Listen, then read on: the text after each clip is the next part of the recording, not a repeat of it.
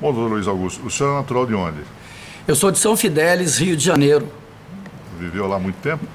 Eu vivi até os 6 anos. Meu pai é originário da roça e ele largou a roça e comprou uma padaria em sociedade com um amigo dele, lá em São Fidélis. Aí desfizeram a sociedade e o papai recebeu a proposta de comprar uma padaria em Campos dos Goytacazes. Ele ficou lá 1 ano. Aí também desfez. E lá em Campos dos Goytacazes, ele foi inspirado por um amigo dele, também proprietário de padaria, de vir para São Paulo. Seu Milton falou ao papai: Virgulino, você é um homem trabalhador, você tem que ir para São Paulo, que São Paulo é terra de dinheiro, você vai ganhar dinheiro em São Paulo. Aí ele arguiu, dizendo que São Paulo, o máximo que ele tinha conhecido, o Rio de Janeiro, né, que ele foi para comprar farinha. E o seu Milton disse a ele: eu tenho um irmão que mora numa cidade próxima da capital, eu vou lá fazer uma visita para ele, vamos, de repente você acha um negócio lá. E ele topou a parada e veio. Conclusão, era São José dos Campos. Aí esteve aqui, e o seu Milton tinha uma figura bastante conhecida na cidade à época, o seu Antônio Silva, tinha o apelido de Antônio Xeravara. Ele teve uma pensão, depois teve uma pastelaria ali na Rua 15, era uma figura bastante conhecida. A pensão era na Rua Siqueira Campos. Aí o papai voltou, tinha acertado aqui, e aqui, com certeza, os mais antigos vão se lembrar do Bar 15, que era o maior bar da cidade, lá onde está ali a Droga 15, a pastelaria do chinês, por ali. E o Bar 15 era do Posidônio, do Acedro Ruston, que era um cidadão de Jacareí, e mais um outro que eu não lembro o nome agora. Sei que eles deixaram acertado de adquirir o bar, em sociedade, o papai e seu Antônio. Aí ele chegou em Campos e falou para a mamãe Santinha, né? Era o apelido da minha mãe, mamãe chamava Maria José. Aí, nós vamos para São José dos Campos. Aí no dia 21 de junho de 1954, o Orlando, meu irmão um pouco mais velho do que eu, e o papai viemos de caminhão. Tinha um motorista lá em Campos que carregava conhaque de Alcatrão de São João da Barra, muito conhecido no Brasil inteiro. E ele tinha uma carga, metade ia ficar no Rio de Janeiro e a outra metade em São Paulo. Na passagem por São José, ele nos deixaria o que aconteceu. Aí no dia 23 de junho de 1954, logo pela manhã, nós chegamos em São José, nos dirigimos à Rua Siqueira Campos, onde o seu Antônio tinha pensão, que era o prometido para nós ficarmos inicialmente, porque a mamãe e a Tânia foram para Duque de Caxias, que o meu avô materno morava lá, e o Aníbal, o Zozó, que todo mundo conhece em São José, foi goleiro do São José Esporte Clube na época, Esporte Clube São José, o famoso Formigão. O Zozó estava servindo a base aérea em Santa Cruz, no Rio de Janeiro. E de lá para cá, nossa vida foi inteira em São José e eu estou aqui até hoje. Tem alguma memória da sua chegada aqui em São José? Tenho. Um frio de matar. Nós saímos lá do norte do estado do Rio, lugar muito quente. Então, o nosso agasalho era flanela. E nós chegamos aqui, uma neblina terrível e um frio muito grande. Interessante, Dirceu, que quando o papai esteve aqui para acertar com o seu Antônio a aquisição do Bar 15, ele tinha deixado combinado que nós íamos ficar na pensão. Ele, o Orlando e eu. Quando nós chegamos lá, o seu Antônio ficou, meio constrangido. Aí nós, descobrimos. Ele não acreditou que o papai viesse. Aí o que ele fez? Ele não tinha reservado um quarto para a gente e a pensão estava lotada. A alternativa qual foi, Dirceu? Saímos todos, fomos ao mercado municipal, que tinha lá uns armazéns grandes, enfim, e foram compradas umas ripas de madeira, uns caibros, uma tela de arame fininha, porque no fundo da pensão, vocês lembram bem que São José, os terrenos eram muito grandes por causa da circunstância que São José era uma estância para cura de tuberculose. E a tuberculose não tinha cura, não tinha remédio naquela época. A prescrição era descansar e nós, né, em razão do próprio lema da cidade, aura terráqua e generosa, os ares e a terra generosa, São José se prestava à cura da tuberculose. E então nós chegamos em São José e o terreno era grande, e no fundo tinha uma edícula que servia de galinheiro, Dirceu. Aí a alternativa qual foi? Desaloja as galinhas, montaram um galinheiro ao lado e aí foram lavar, foram pintar, e na época cal virgem. E então essa foi a nossa chegada. Quanto tempo de galinheiro?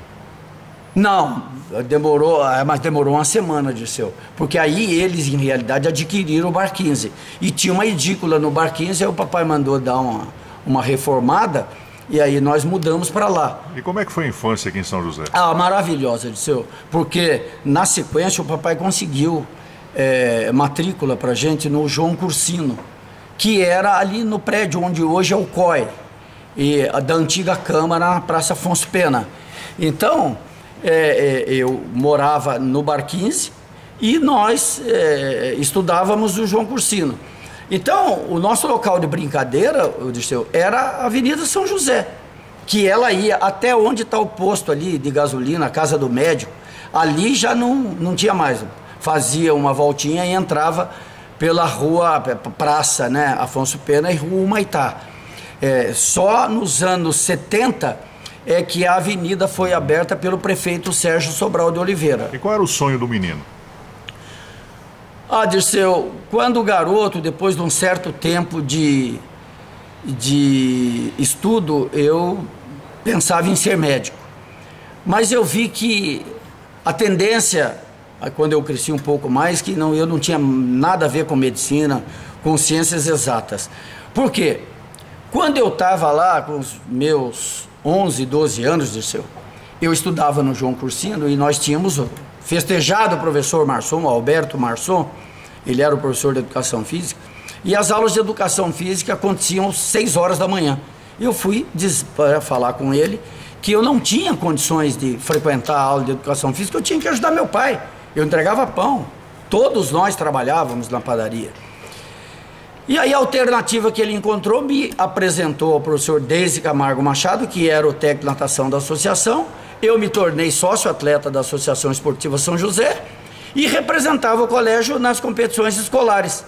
Aí eu me apaixonei pelo esporte e eu confesso a você que eu pretendia seguir, né, na atividade esportiva como professor de educação física, técnico desportivo, algo semelhante. Mas aí, quando eu estava terminando o colegial, meu pai vendeu a padaria. E educação física só tinha período integral no Rio de Janeiro, São Paulo ou São Carlos. E eu não me vi em condições de viver às custas do papai. Aí o que eu fiz? Analisei as minhas características e optei em prestar o vestibular aqui na Faculdade de Direito, onde hoje eu sou professor, e consegui lograr êxito, e aí me formei advogado, graças a Deus, adoro a minha profissão. Como é que foi e como é que era São José dos Campos na sua adolescência? Ah, era uma maravilha, né? Primeiro, nós vivíamos numa cidade pequena, vamos chamar, pequena, porque nós tínhamos o centro, aqui onde está a faculdade, já era periferia, né? Aí saía Ademar de Barros em terra, tinha o núcleo da Vila Ema, lá em Santana, e a outra periferia, o Jardim Paulista. Então São José era uma cidade pequena. E as cidades brasileiras daquela época tinham o costume das pessoas irem ao centro da cidade, e tinha o famoso footing, né? O passeio na rua 15 de novembro, o trânsito ficava impedido à noite. Então o programa era ir ao Cine, primeiro o Cine para Todos, depois o Cine Palácio, lá no edifício Cinelândia, um cinema moderno, ar-condicionado, enfim. E aí nós íamos para o footing, mas antes passava no restaurante Santa Helena para comer uma pizza e tomar um guaraná. Então era uma cidade tranquila, uma cidade gostosa, todos se conheciam. E o meu pai, né, por trabalhar no comércio, a gente tinha um contato social muito grande, então era muito gratificante. E uma característica, Dirceu, interessante, né? Eu era filho de um dono de padaria e tinham tantos outros aí, de nível social, de nível financeiro baixo, e nós convivíamos, né, com figuras destacadas da sociedade joseense, os Bonádio, os Cará, os Vais, enfim, não num clima de harmonia, num clima de perfeito entrosamento, sem nenhum tipo de preconceito, sem nenhum tipo de segregação. São José era e sempre foi uma cidade maravilhosa. Bom, além da padaria, qual foi o seu primeiro emprego? Aí eu fiz um concurso para cadastrador imobiliário na prefeitura, no governo do prefeito Eumano Ferreira Veloso, em 1968. Passei, aí eu saí do cadastro imobiliário, eu fui para o DEMEF, porque em 1968, Dirceu, foi criado o DEMEF, Departamento Municipal de Educação Física e Esportes, e o diretor foi um cidadão de Queluz, que veio estudar Direito em São José, e aqui ficou. O Luiz Carlos de Barros Ramos, foi diretor de basquete muito tempo do tênis clube, e ele chamou o Zé Feres Assad, que tinha sido líder estudantil lá no João Cursino, e eu também fui presidente do Grêmio Estudantil Castro Alves, o famoso Jeca, e o Zé Feres era colega do Orlando, meu irmão, um pouco mais velho. E aí o Luiz Carlos chamou o Zé Feres para trabalhar com ele, que conhecia, e precisava de mais alguém. Aí eles me convocaram, eu saí da lançadoria de impostos, ou melhor, do cadastro imobiliário, e fui trabalhar no DEMEF, fiquei um tempo no DEMEF, até que entrou o prefeito Sobral e acabou com a atividade esportiva no município. Então, esse foi o meu primeiro emprego, eu fiquei um bom tempo da prefeitura, depois eu saí, aí eu fui para gerência regional, chefiando a parte administrativa da Companhia de Telecomunicações do Estado de São Paulo, COTESP, que no governo do Laudo Natel, do Estado de São Paulo, ela deixou de compor o acervo do Estado e passou para a Companhia Telefônica Brasileira, que pertencia, à época, ao Ministério das Comunicações. Então, eu fui chefe... Depois eu saí, fui para a Cetasa, em São Paulo. Eu era assessor da diretoria administrativa, cujo diretor era o Luiz Carlos. Aí nós sabemos, no período revolucionário no Brasil, nós não tínhamos eleição direta. Aí na eleição indireta, 1969, penso eu acho que é isso, 79, a disputa entre o Laudo Natel, que estava com intenção de voltar, porque tinha terminado o governo, o Paulo Egídio Martins, e aí o Paulo Maluf, que tinha sido prefeito nomeado de São Paulo, resolveu concorrer, e por uma série de circunstâncias, né, injunções políticas, e nós fazíamos parte de um grupo político chefiado pelo deputado federal Rafael Baldassi Filho, aqui de Caçapava, e aí nós optamos em apoiar o Paulo Maluf, e ele ganhou. Aí nós assumimos a chefia da assessoria ao interior do gabinete da presidência da Sabesp. Aí o presidente da Sabesp, Walter Coronado Antunes, ele foi nomeado secretário de Estado de Obras e Meio Ambiente. E tinha uma unidade do gabinete chamada Coordenadoria de Assistência aos Municípios, local para onde convergiam todas as reivindicações de todos os municípios do Estado de São Paulo levados àquela secretaria, que envolvia duas autarquias: o Departamento de Edifícios e Obras Públicas, o DOP, o Departamento de Águas e Energia Elétrica, o DAE, e empresas estatais, a CESP, a Sabesp, a CETESB e a Companhia Paulista de Força e Luz, a CPFL. Então eu fiquei lá até 1980, até o final de 1982, quando aí na eleição já era direta, ganhou o Franco Montoro, que era do MDB, e eu fazia parte do esquema do PDS. Bom, arquivado o sonho de ser um professor de educação física, seguindo a carreira de direito, como é que foi a realização desse sonho agora no direito? Sua formatura, como é que foi? Olha, Dirceu, quando eu saí do governo, eu fui assessorar um deputado estadual lá de São Paulo, Álvaro Fraga, que era do PDS. Aí fiquei um tempo, e lá na Assembleia eu encontrei com o deputado Laerte Pinto da Cunha, que havia sido meu colega aqui na faculdade. Era meu amigo, porque o esportista, o Zozó, meu irmão, o Aníbal, o goleiro, e o Laerte jogava futebol também. Então nós éramos conhecidos, o Laerte também foi dono de padaria, então nós tínhamos um bom, excelente relacionamento. E aí ele me convidou para compor o gabinete dele e me interessou. Por quê? Porque eu tinha vantagem de não precisar ir de ônibus para São Paulo, porque os deputados têm, né, direito a um veículo. Então nós íamos todo dia, ele passava no apartamento que eu morava ali, atrás do Center Valley Shopping, e nós íamos para São Paulo. Então me interessava para vir também, eu não precisava vir de ônibus, eu vinha com ele. Então eu fiquei um tempo, Dirceu, mas aí eu optei em romper com a estrutura público-política, porque eu aprendi com meu pai a trabalhar, eu não sei roubar. E infelizmente o reflexo tá lá de trás, nós estamos sentindo hoje no Brasil. Infelizmente, a gente tem que admitir que a corrupção faz parte da atividade política. Então, eu resolvi romper, porque eu tinha 2 filhos para criar.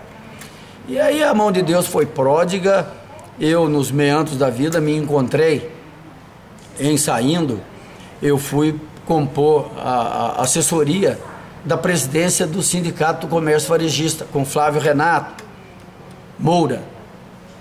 E aí, num dia, eu me encontrei com o professor Batista Gargione, que era o presidente da Fundação Vale Paraibano de Ensino e que, logicamente, chefiava toda a atividade acadêmica aqui na época das Faculdades Integradas de São José dos Campos, que se tornaram depois a Universidade do Vale do Paraíba, Univap, hoje existente.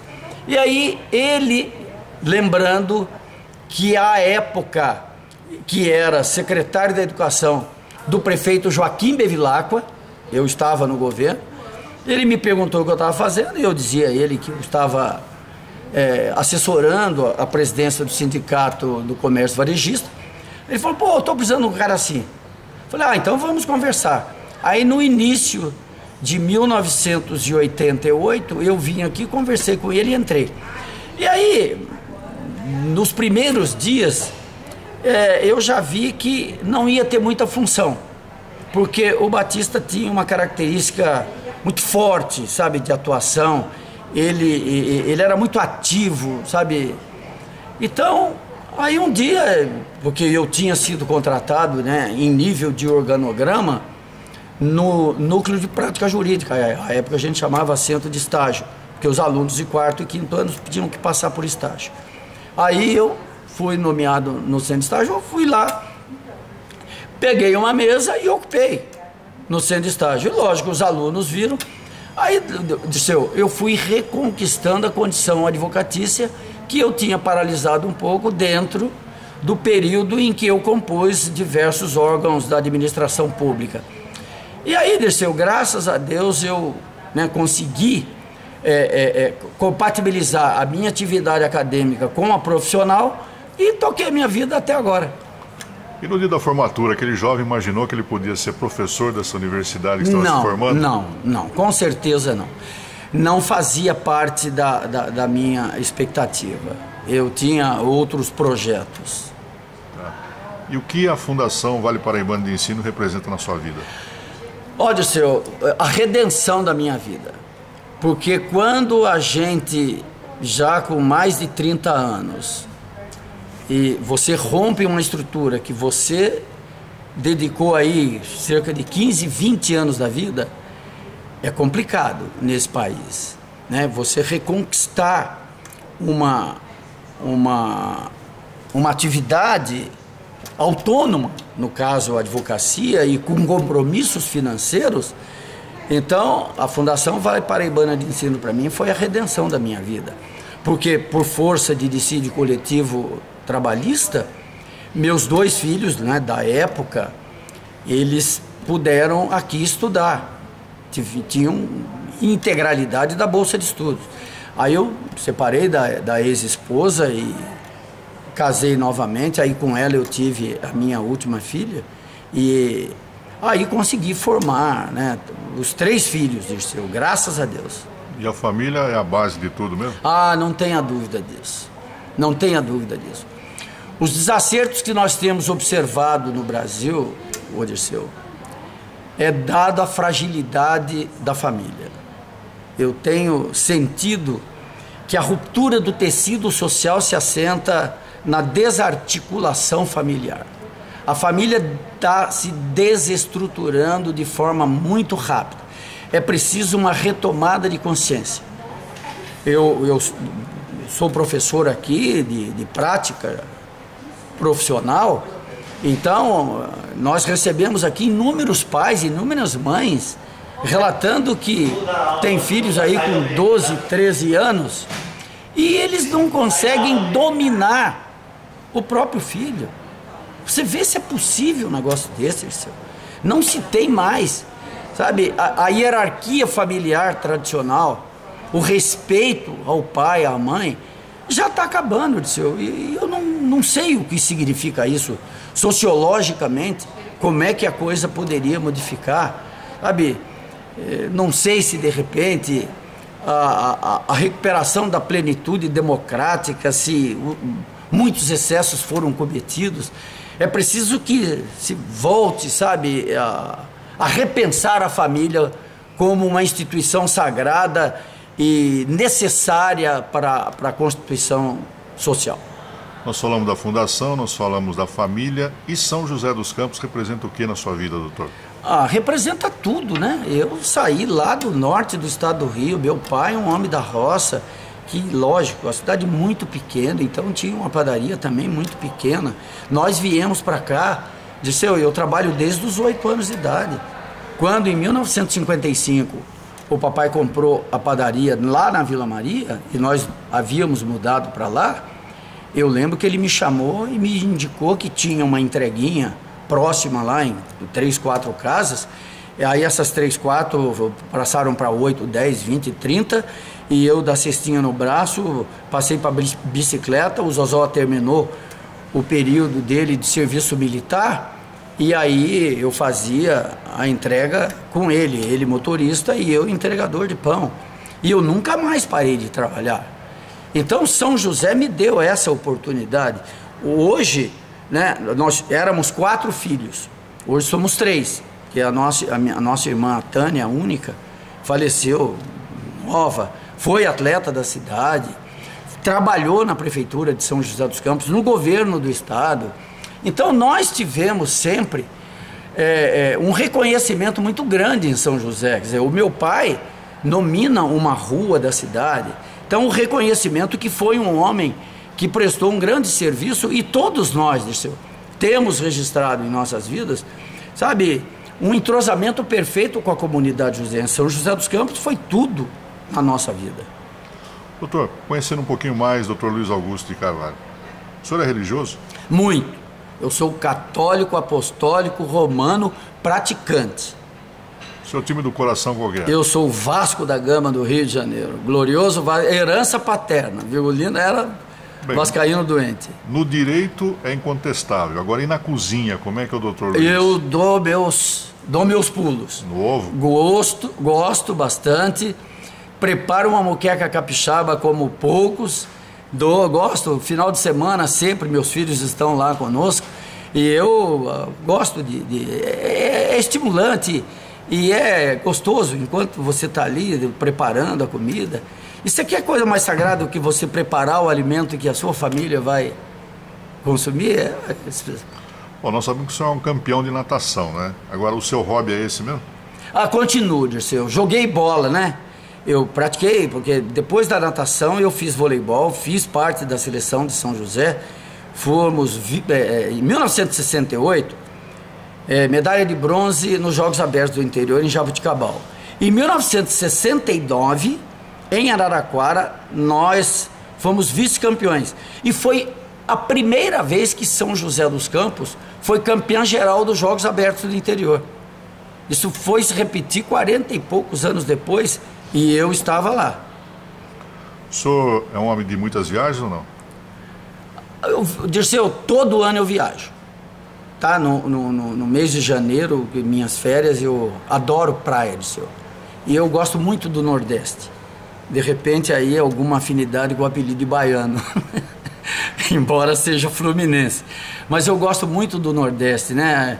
Porque a certeza de tempo bom é constante, e a água quentinha, e a brisa soprando o tempo inteiro. Então eu normalmente viajo, eu gosto. Tem algum lugar do mundo que o senhor gostaria de conhecer?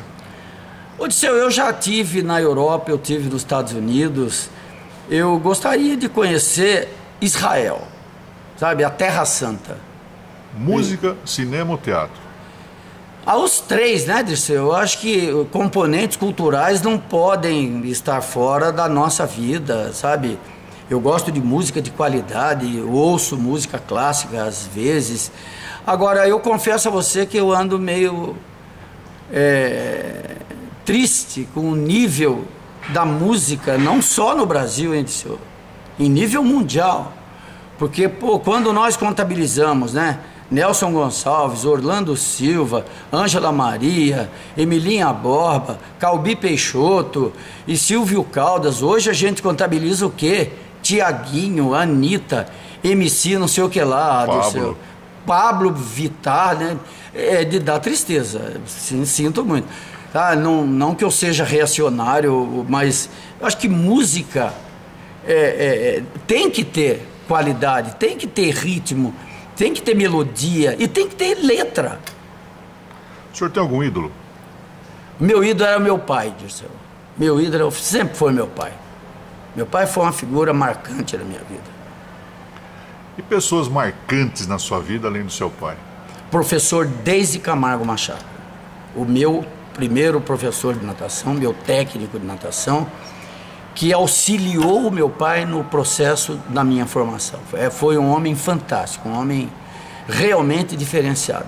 Marcou profundamente uma geração em São José dos Campos.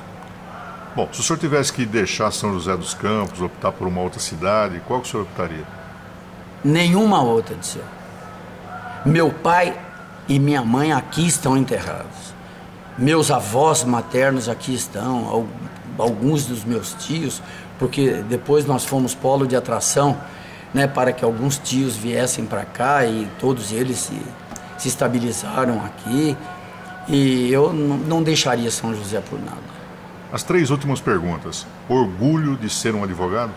Com certeza, com certeza. Dirceu, eu tenho o maior prazer em executar a minha tarefa de formação de advogados. Porque eu digo aos meus alunos que a advocacia é um dom, tá? E este dom nos leva a interpretar que é reservado ao advogado, tá? O momento de estimular a justiça. Quando se exercita a justiça, é o advogado responsável pelo estímulo. Então, nós dividimos, eu falo para os meus alunos, cuidem bem dos nossos assistidos, porque aqui na faculdade nós fazemos um atendimento gratuito. Então eu digo a eles, olha, que maravilha, você, jovem ainda, tem a missão de tutelar direito alheio.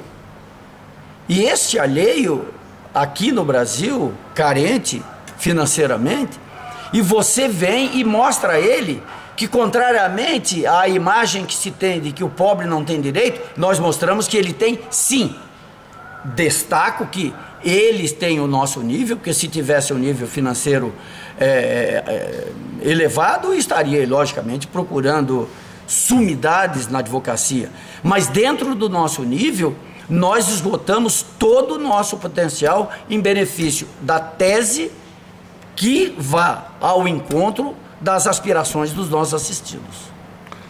Penúltima pergunta. O senhor tem o poder de trocar uma semana do seu futuro por meia hora do seu passado. Nessa meia hora, o senhor estaria aonde, fazendo o quê? Aí eu estaria na piscina de natação da Associação Esportiva São José, porque foi a melhor fase da minha vida. A última pergunta. Uma grande saudade.